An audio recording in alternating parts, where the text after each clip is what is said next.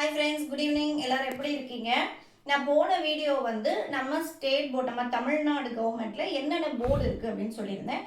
அதில் ஒருத்தவங்க வந்து சிபிஎஸ்சி சிலபஸ்லேயே வந்துட்டு ஜேஇக்கு வந்து தனியாக கோச்சிங் கொடுக்குறாங்களே அது ரெண்டுத்துக்கும் உண்டான எனக்கு அந்த டிஃப்ரென்ஸை சொல்லுங்கள் அப்படின்னு சொல்லிட்டு லாவண்யான்றவங்க கேட்டிருந்தாங்க.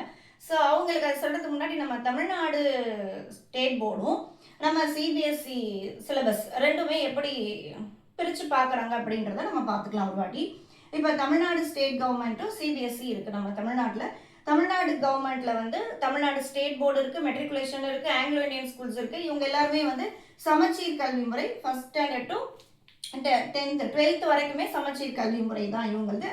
10th வரைக்கும் பார்த்தீங்கன்னா 5 சப்ஜெக்ட்ஸ் 500 மார்க் இவங்களுக்கு. அதே தான் என்சிஆர்டி சிலபஸ்.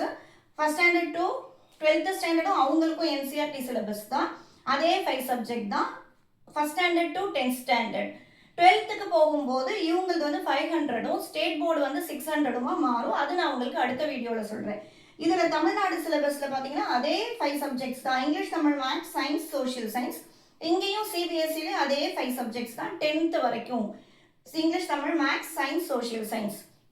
இவங்களுக்கும் என்ன டிஃப்ரென்ஸ்? இப்போ இது பார்த்தீங்கன்னா இவங்களுக்கு வந்து இப்போ நான் ஒரு ஸ்கூல் வச்சுருக்கேன், நீங்கள் ஒரு ஸ்கூல் வச்சுருக்கீங்க, சிபிஎஸ்சி ஸ்கூல் வச்சுருக்கீங்க அப்படின்னு சொன்னால் நான் ஒரு பப்ளிகேஷன்ஸை வாங்கி நான் வந்து பப்ளிகேஷன்லேருந்து புக் நான் ஒரு ஆக்ஸ்போர்டு வச்சுருக்கேன், நீங்கள் ஒரு ஸ்கூல் வச்சுருக்கீங்க, சிபிஎஸ்சி ஸ்கூல் வச்சுருக்கீங்கன்னா நீங்கள் வந்து மேக்மிலன் யூஸ் பண்ணலாம்.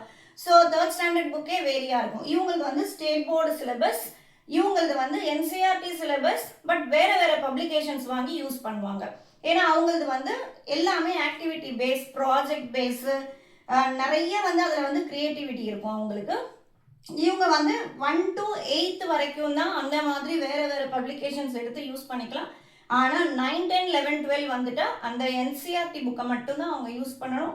சென்ட்ரல் போர்டோட அந்த சிலபஸ் தான் ஆல் ஓவர் த இந்தியா வந்து எது வரைக்கும் இவங்க யூஸ் பண்ணிக்கலாம் அப்படின்னு சொன்னால் 1 to 8th வரைக்கும் தான் இவங்க வேறு வேறு பப்ளிகேஷன்ஸ் வாங்கி யூஸ் பண்ண முடியும். 9, 10, 11, 12 இது வந்துச்சுன்னா உங்களுக்கு ஆல் ஓவர் த இந்தியா ஒரே புக் என்சிஆர்டி புக்கை மட்டும்தான் அவங்க யூஸ் பண்ணுவாங்க. இந்த சிலபஸ் இது வந்து இவங்களுக்கு வந்து எக்ஸாம் பார்த்தீங்கன்னா போர்டு எக்ஸாம் வரும்போது 500க்கு, அதே 10th வரைக்கும் இவங்களுக்கு 500.